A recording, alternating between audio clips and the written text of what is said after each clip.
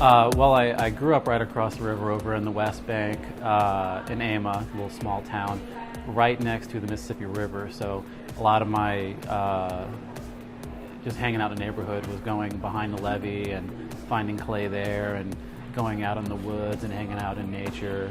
Also, there's a lot of development stuff going on in my neighborhood as far as people building houses and laying foundations. So a lot of clay was being trucked in, and since it was a family street, we got to play with it and crack them open. And so a lot of my early experience was just finding clay, making stuff out of it, letting it dry out, and not actually making pottery or ceramics because it never got fired, but still, working with it and having fun and creating things out of, just raw materials.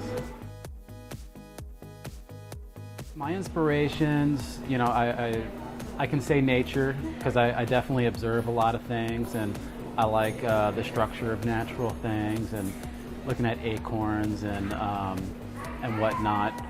But I look at forms. I'm kind of mathematical minded. I like fractions.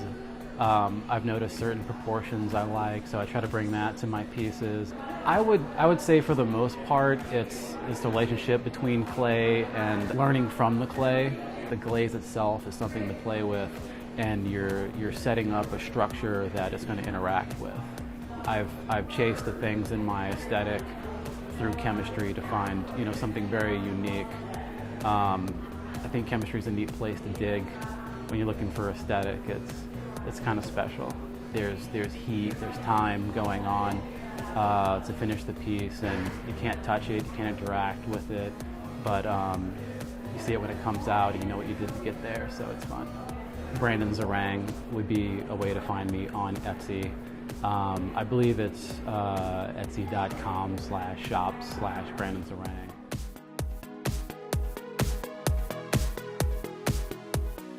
My name is Brandon Zeringue, and I am a raw artist.